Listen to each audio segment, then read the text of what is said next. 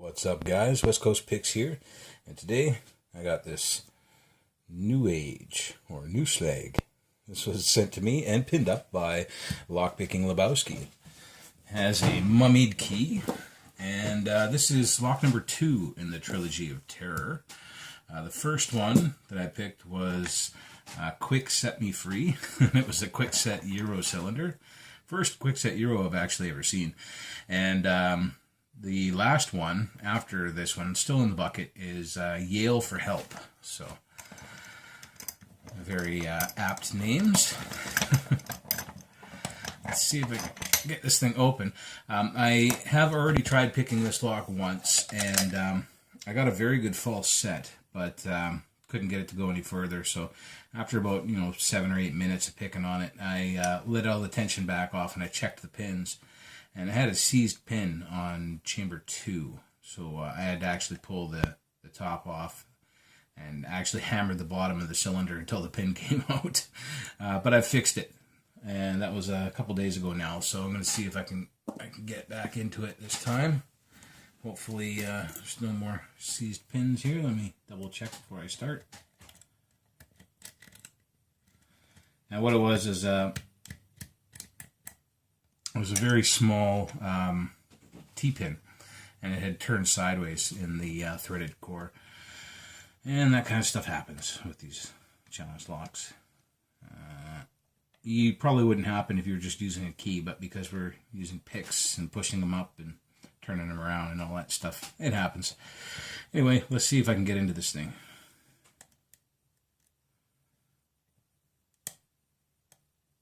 Click out of 6. 5, give me a full set.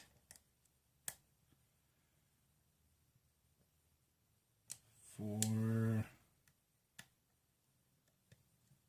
Spool, and I think I got them set.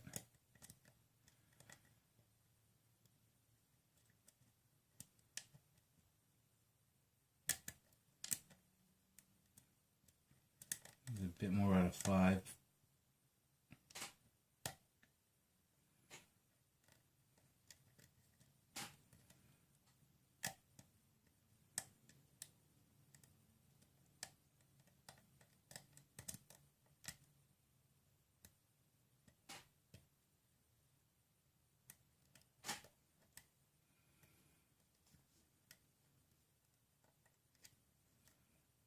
Nothing on 1, still springy. But everything else I've had at least a click out of.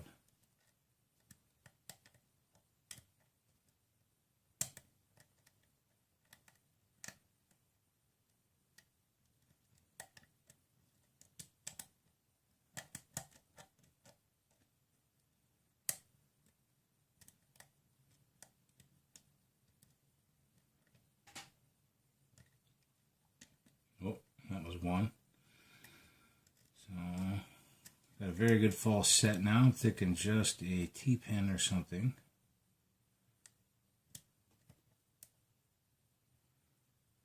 This 5 is giving me feedback. I'm going to actually try a deeper pick here, because it's probably a high cut, and that's not a very high pick. So I'm going to use this D-Force Diamond, which is pretty good. These 18,000s, you can reach right up and through the warding most of the time with these. But one thing I don't like about this pick in particular is the big flat spot on the end. It makes it a lot easier to activate more than one pin at a time. So you got to be pretty careful of your pick placement.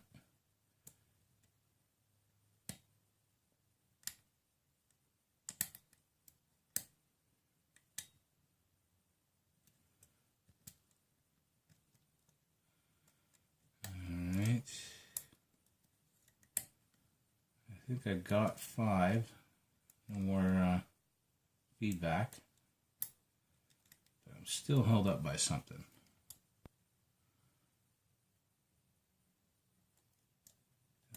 Maybe.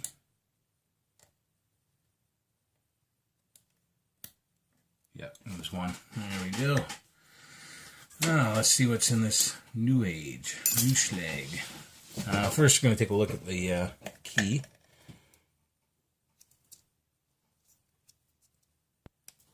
Jeez. Thought it was just paper, but oh, there we go. I had it upside down. Really good bidding on that. Nice. I can see now that one's right up at the top. So that's what I opened it on. Well, let's see what he put in this puppy. I know what pin number 2 is because I had to fix it. It was probably from when I was picking on it. I probably pushed it up too high and maybe twisted my pick as I was picking it. But it's a straight slot. Okay? That guy's going to switch my bits out here.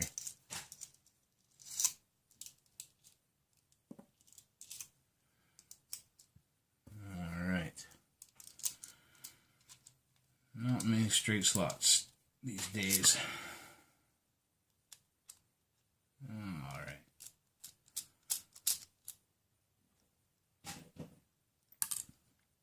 Uh-oh. I don't want to lose that.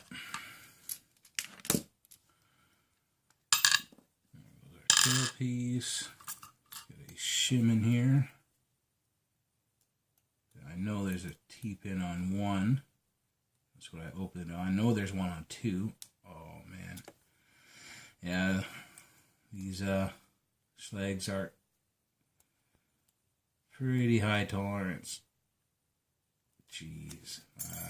Let me try a security tag. These are the thinnest shims that you could possibly find. So thin, in fact, they are hard to use. But if anything is going to fit, it's going to be this thing.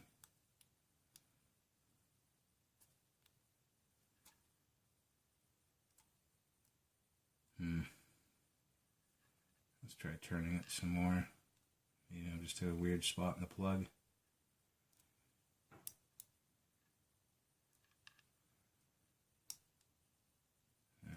Go a little bit more, a little bit every time, getting in there.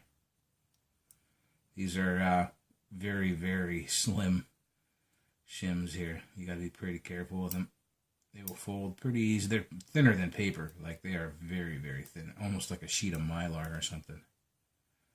All right, we're in. Pins are up. There we go. And all the pins are in. And what did I do with the key? Oh, there it is. In and working. Nice. I see threading already, so let's see what's going on here.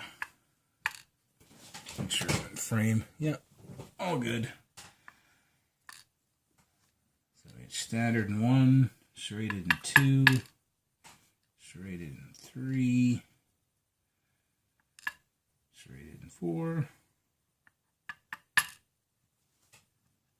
and serrated in 5, and is serrated in 6. We have threading in everything. Everything is threaded. Surprise, surprise. Take our shim out, shim again. And start at 1. It's a T-pin, which is what I opened it on, so no surprise there. With a nice big brass spring, threaded core, a T-pin on 2, which I know because I had to open it up and turn it back around, hammer it out of there, and turn it back around. The threading on 2 must be extremely sharp because now the spring's held up in there. There we go. And it is crushed. Probably because of the long key pin. And 2 is also threaded. 3 is a standard. With a steel spring. Also threaded chamber. What the hell? Alright, 4 is a piece of wire. That is, looks like a ground wire. You can see the negative stripe on there, the black stripe. Yeah, and the copper in the middle, piece of insulation. All right, that's a first. That is a first. That is a piece of wire in 4 with a brass spring. All right, wow. Also threaded core. So I'm sure that a piece of insulation bites on those threads pretty good too. We have a spool in 5. Wow, piece of wire. Now I've seen it all. Somebody had glass pins. All right, that's a small spring. And also threaded core in 5 and 6. I'm just going to go to the back here. Oh crap! Shot out the back here. It is a serrated, nice heavily serrated, and I've seen these. Some of these are standard pins. I think they are from the lab security pin kit. Those serrations and these T-pins. So pretty cool. Also a serrated chamber. So we got everything serrated in the top, everything serrated in the bottom. Let's just take a look at this, guys. Oh, this is crazy. Crazy stuff. The devious mind of lock-picking Lebowski. Focus. There we go. So we have a standard in 1 with a T-pin and a brass spring. We have a very nicely serrated pin in 2. I think that might be a standard pin. I'm not sure. Factory pin with a factory T in 2 with a crushed spring. That's probably just because of the length of the pin stack.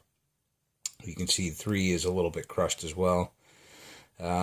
With a serrated, which actually this one kind of looks homemade, and a standard driver with a serrated on 4 with this piece of wire.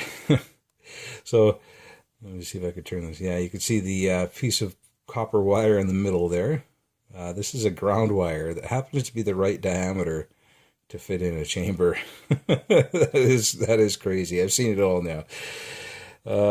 This is a homemade serrated, a couple micro serrations in there, almost spools, and a spool on top with a nice homemade serrated pin on 6 with a factory serrated pin up in the driver on 6 with a copper spring. So pretty damn cool stuff here, guys. That is a first for me on pin 4. That is just insane. I don't know what made him think of that. Like that's thinking outside the lock. He looked over at the wire and went, "Hey, that's about the right size." That's awesome. All right, guys. Thanks, Lockpicking Lebowski, for this awesome lock, and thanks everyone else for watching. I still have one more in the Trilogy of Terror, and that's Yale for Help. He's sitting here in his box, all waiting for me to get at him. And I got 6 other buckets of locks from other people, so it's going to take me a while to get to them. But anyway, guys, thanks again, Lockpicking Lebowski, for this awesome lock and for the trade. Thanks everyone else for watching. Later, guys.